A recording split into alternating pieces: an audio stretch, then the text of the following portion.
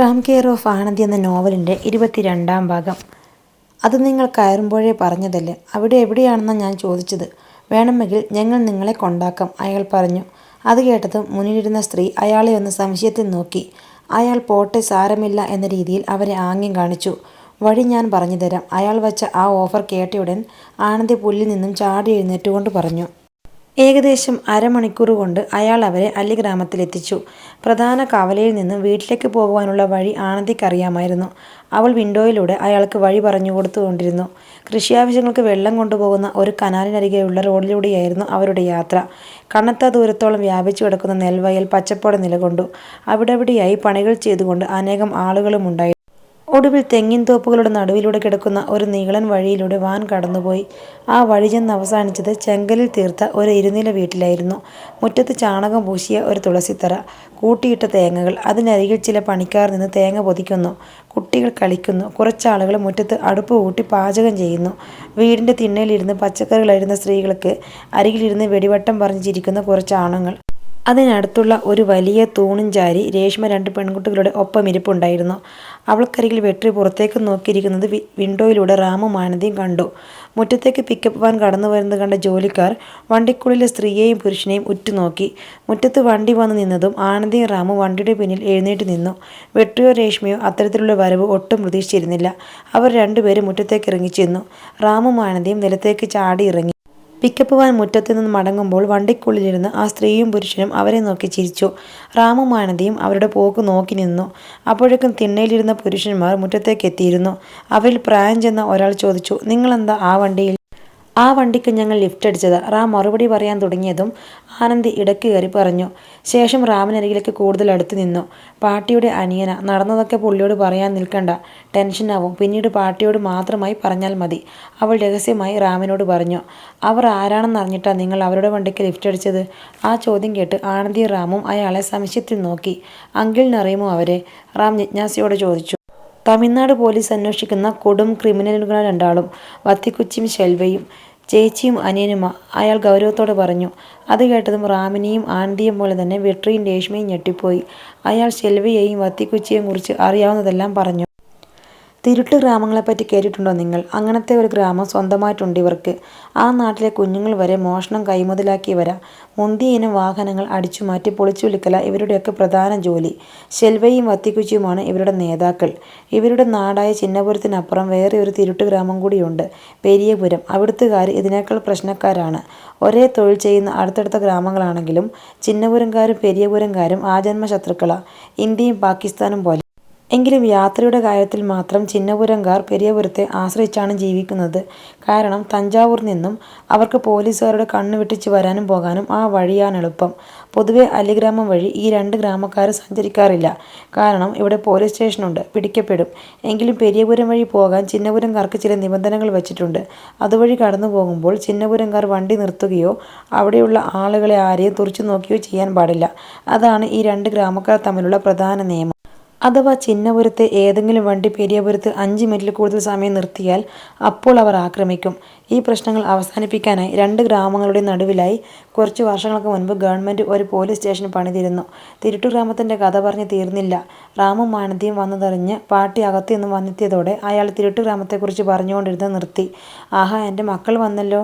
ഡേയ് മദൻ, ഇതാണ് ചെന്നൈയിലെ എൻ്റെ വേറൊരു മകൻ. ആനന്ദിയെ പിന്നെ നിനക്കറിയാമല്ലോ. പാട്ടി റാമിനെയും ആനന്ദിയും തന്നോട് ചേർത്ത് പിടിച്ചു. ഞങ്ങൾ പരിചയപ്പെടുകയായിരുന്നു അക്ക, അയാൾ പുഞ്ചിരിച്ചുകൊണ്ട് പറഞ്ഞു. ഒന്ന് പരിചയപ്പെടുക പോലും ചെയ്യാതെയാണല്ലോ അയാൾ പറയുന്ന കഥകളും കേട്ടുകൊണ്ട് നിന്നതെന്ന് റാം ഓർത്തു. അവൻ അയാൾക്ക് കൈ കൊടുത്തു. ഞാൻ മദൻ, നിങ്ങളുടെ പാട്ടിയുടെ ഒരേയൊരു അനിയൻ. അയാളും സ്വയം പരിചയപ്പെടുത്തി. അകത്തേക്ക് വാ രണ്ടാളും, നിങ്ങളെ എല്ലാവർക്കും പരിചയപ്പെടുത്തണം എനിക്ക്, പാട്ടി ആവേശത്തോടെ പറഞ്ഞു.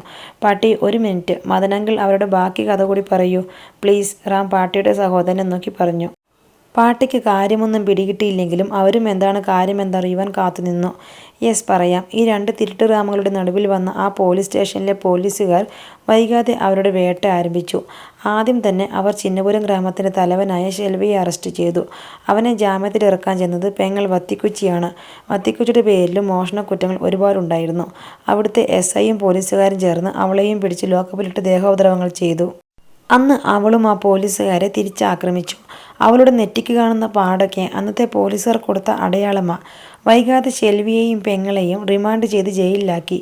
അക്കാലത്ത് അവനെയും അവളെയും കാണുവാൻ നല്ല സൗന്ദര്യമൊക്കെ ഉണ്ടായിരുന്നു. ജയിൽവാസവും പീഡനവുമൊക്കെ അവരിരുവരുടെയും കോലം തന്നെ മാറ്റിക്കളഞ്ഞു.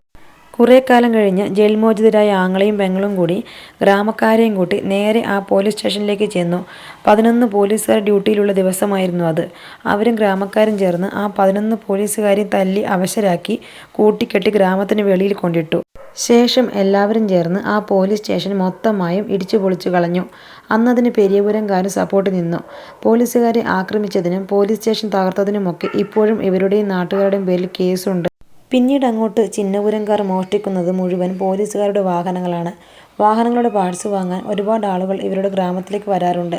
പലതവണ പോലീസുകാർ ഈ 2 ഗ്രാമങ്ങളിലേക്ക് കയറാൻ ശ്രമിച്ചിട്ടുണ്ട്. പക്ഷേ അപ്പോഴൊക്കെ ഈ തിരുട്ട് ഗ്രാമക്കാർ 2 അതിർത്തിയിലും ഒറ്റക്കെട്ടായി നിന്നുകൊണ്ട് അതിനെ ചെറുക്കും. തമിഴ്നാട് പോലീസ് ഇപ്പോൾ ഈ 2 ഗ്രാമങ്ങളെയും ഉപേക്ഷിച്ച മട്ടാണ്. ഷെൽവയ്ക്കും വത്തിക്കുച്ചിക്കും അവരുടെ ഗ്രാമത്തിൽ ഒരു ഹീറോ പരിവേഷവുമാണ്. എന്തെങ്കിലും അതിപ്രധാനമായ കാര്യങ്ങളുണ്ടെങ്കിൽ മാത്രമേ രണ്ടാളും ചിന്നപുരത്ത് നിന്നും വെളിയിലേക്ക് പോകൂ. ഇപ്പോൾ കുറേ കാലമായി എല്ലാം ശാന്തമായാണ് പോകുന്നത്. പക്ഷേ ഇന്നലെ തഞ്ചാവൂർ വെച്ച് പെരിയപുരത്തിന് തലവനെ ഈ ഷെൽവയും വത്തിക്കുച്ചിയും കൂടി ആക്രമിച്ചെന്ന് പണിക്കാർ പറയുന്നത് കേട്ടു. അവരുടെ വണ്ടിയിലാണ് നിങ്ങളിപ്പോൾ ഇവിടെ വന്നിറങ്ങിയത്. എന്തായാലും ഇങ്ങനെയൊരു അടിയന്തരാവസ്ഥയിൽ അവർ പെരിയപുരം വഴി വരാൻ ചാൻസില്ല. അതാകും അല്ലിഗ്രാമം വഴി വന്നത്. എന്തായാലും പോലീസ് പിടിക്കാതിരുന്നത് ഭാഗ്യമായി. ഇല്ലെങ്കിൽ അവരുടെ കൂട്ടത്തിൽ നിങ്ങൾ 2 പേരെയും കൂട്ടുപ്രതികളാക്കി കൊണ്ടുപോയേനെ, അയാൾ ആശ്വാസത്തിൽ പറഞ്ഞു. അവർ ഞങ്ങളെയും കൊണ്ട് ആ പെരിയപുരം വഴിയാണ് അങ്കിളെ വന്നത്, റാം ഒരു നെടുവീർപ്പിട്ടുകൊണ്ട് പറഞ്ഞു. ബാക്കി കഥകൾ ആനന്ദി അവരോട് വിവരിച്ചു. അവൾ കഥ പറഞ്ഞു തുടങ്ങിയപ്പോൾ പണിക്കാർ പണി നിർത്തി അവർക്കരികിലേക്ക് വന്നു നിന്നു. ഒടുവിൽ അവർ പെരിയപുരം താണ്ടി വന്ന് സാഹസികമായ യാത്രാ വിവരണം മൊത്തത്തിൽ പറഞ്ഞു തീർത്തപ്പോഴേക്കും ആ വീട്ടിലുള്ള സകല ആളുകളും റാമിൻ്റെയും ആനന്ദിയുടെയും മുന്നിലുണ്ടായിരുന്നു. അവരുടെ സാഹസികമായ കടന്നുവരവ് പാട്ടിയെ ഭയപ്പെടുത്തിയെങ്കിലും കുഴപ്പങ്ങളൊന്നുമില്ലാതെ അവർ അവിടേക്കെത്തിയത് പാട്ടിക്ക് ആശ്വാസം പകർന്നു. നിങ്ങളെറിഞ്ഞ കല്ല് തലയിൽ കൊണ്ടിട്ട് ആർക്കെങ്കിലും ഗുരുതരമായ പരിക്ക് പറ്റിയോ? മറ്റൊരു സ്ത്രീ താടിക്ക് കൈകൊടുത്തുകൊണ്ട് ചോദിച്ചു. അങ്ങനെ ആരേലും ഏറുകൊണ്ട് ചത്താൽ തന്നെ അന്വേഷിക്കാൻ ആര് പോകാനാ അവൻ്റെയൊക്കെ സ്ഥലത്തേക്ക്, മദൻ അങ്കിൾ ലാഘവത്തോടെ പറഞ്ഞു. ഞാൻ സരസ്വതി, ഇദ്ദേഹത്തിൻ്റെ ഭാര്യയാണ്. സംശയം ചോദിച്ച സ്ത്രീ പാട്ടിയുടെ സഹോദരനെ കാട്ടി സ്വയം പരിചയപ്പെടുത്തി. ബാക്കിയുള്ള കുടുംബാംഗങ്ങളും അവരെ പരിചയപ്പെടാനായി തിരക്കുകൂട്ടി. ആ കുടുംബത്തിലെ ഭൂരിഭാഗം ആളുകളും അന്നവിടെ ഒത്തുകൂടിയിരുന്നു. ഏകദേശം 40ഓളം അംഗങ്ങളടങ്ങുന്നതായിരുന്നു പാട്ടിയുടെ കുടുംബം. ഇനി രണ്ടാളും പോയി ഫ്രഷായിട്ട് വാ, എന്നിട്ട് ഭക്ഷണം കഴിക്കാം. നിങ്ങൾക്കുള്ള മുറി ഞാൻ കാട്ടിത്തരാം. പാട്ടി അത് പറഞ്ഞുകൊണ്ട് മുന്നേ നടന്നപ്പോൾ ആനന്ദിയും റാമും അവരെ അനുഗമിച്ചു. രേഷ്മയും വിട്രിയും അവർക്കൊപ്പമുണ്ടായിരുന്നു. തടി കൊണ്ടുള്ള ചുറ്റുപടികൾ കയറി 2ാം നിലയിലെ ഒരു മുറിക്കുള്ളിലേക്ക് എത്തിയതും അവിടെയായി റാമിൻ്റെയും ആനന്ദിയുടെയും ബാഗുകൾ ഇരിപ്പുണ്ടായിരുന്നു.